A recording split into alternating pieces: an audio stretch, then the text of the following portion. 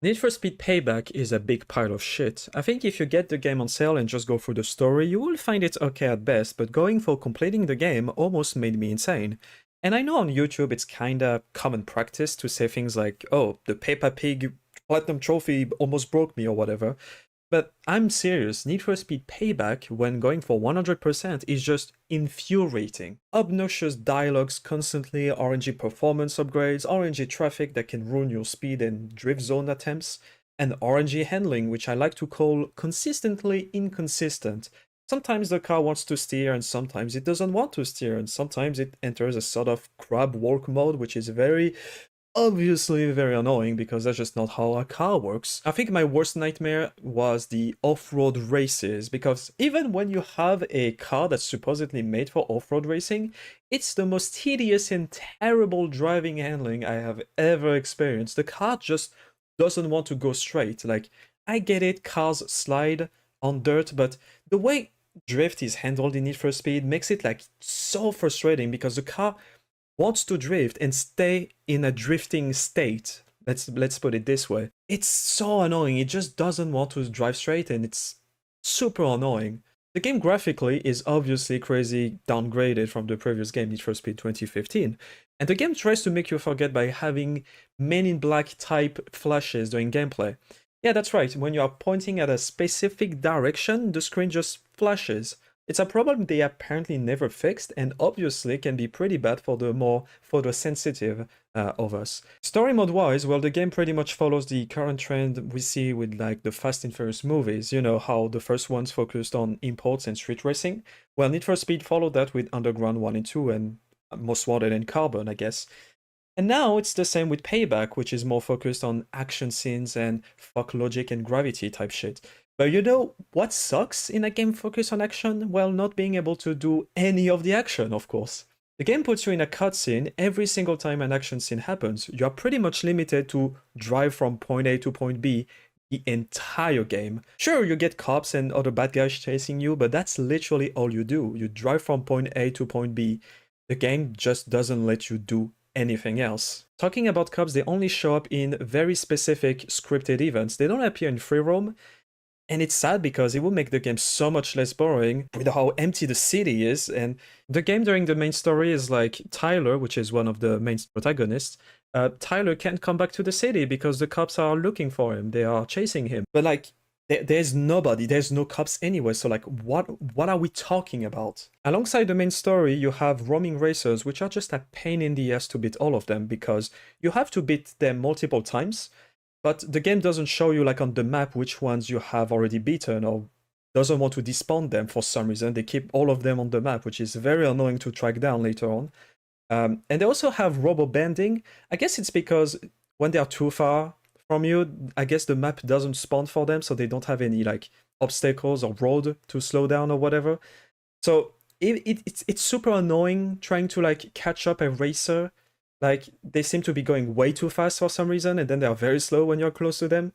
And there's also rubber banding in the races themselves. Like if you crash, the car would just like get ahead of you and just suddenly be impossible to catch. Even if you are racing a Golf in a hypercar, it's just impossible to catch up. They will just beat you. It's so stupid. Also, I don't get why we are racing the same bosses that we have already beaten in the main story. Guess it's just recycled content, I guess. Of course, I have to talk about the horrible performance upgrade system, which is everyone's favorite thing to complain about, and rightfully so. The game relies on speed cards, which are randomly picked at the end of races. If you think you can just go to the upgrade store and pick exactly what you want, well, tough shit, because you need to rely again on RNG, as the cards being available are randomly chosen. You have to wait a certain time for the store to refresh and have other cards. But if you don't want to wait, you can, again, with RNG, spin the slot machine and hope you get a good part. And if you want more chances at spinning the wheel, you can pay with microtransactions to get packages, which allows you to trade in more cards to spin the wheel. The game was released at the time where EA was going full in on loot boxes and stuff. Like, Star Wars Battlefront 2 released around the same time, I guess, as Payback. And we all know how catastrophic the launch of this game was, before eventually getting better by, well, just removing the loot boxes crap from that game. But sadly, Need for Speed Payback still has this terrible card system. Like, it was too engraved in the game to backpedal on that. Oh yeah, and also, besides the whole RNG bullshit, something I hate about the performance upgrades in this game is that it doesn't make any sense. Why is my exhaust giving me a brake bonus, or why is my turbo giving me like a airtime bonus? What is the airtime stat even about? Is it like the time spent in the air? Don't I want my car to be spending less time in the air? Why is my brake giving me more acceleration? What is going on? Finally, the main topic, the Platinum Trophy. For the Platinum Trophy, you need to do every single activity, every speed trap, drift zone, and get all the collectibles. Even if you are not into achievement hunting, you may be tempted to go for these. After all, there are so many of them, and you might think there's maybe some kind of big reward for going for them. For example, the chips are so hard to get, you have to make very precise jumps to get all of them. I mean, even the achievement for getting all chips is hidden on the achievement list. So there must be something big for going for all 100 of them, right? Well, absolutely nothing. The game doesn't give you anything for finding the very annoying 100 chips around the map, the very annoying speed and drift zones or every billboard, except a bit of money and XP, which is completely irrelevant because it's not a lot and you get way more by playing the main story anyways. Like, I just wasted hours and hours going for them. Obviously, like, I'm doing Platinum Trophy, whatever, I'm used to collectibles and stuff, but the fact the game wouldn't even give you anything for, like, the casual players who just want to do everything the game has to offer without worrying about trophies or whatever is really crazy. Also, yeah, I keep saying speed and drift zones are very annoying for a reason. You know, for example, in Forza Horizon, when you enter a drift zone, it ghosts the traffic cars so you can go do your drift without any traffic. But Need for Speed Payback doesn't. You have to battle against your own shitty car handling and the traffic to score 3 stars everywhere on the map. It's... oh god, it was so infuriating to deal with the traffic. Like, the handling has like some kind of input delay because there's so much like inertia or something.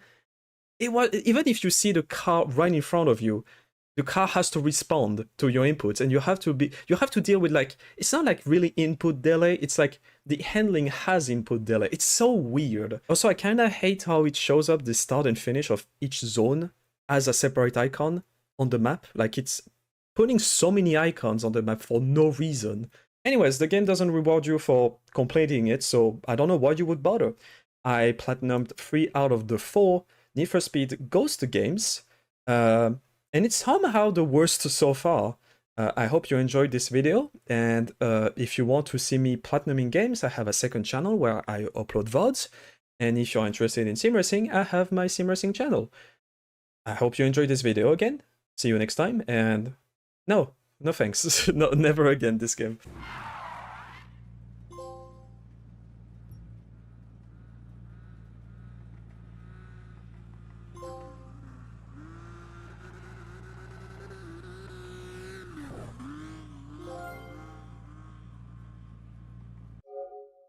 Was it worth it?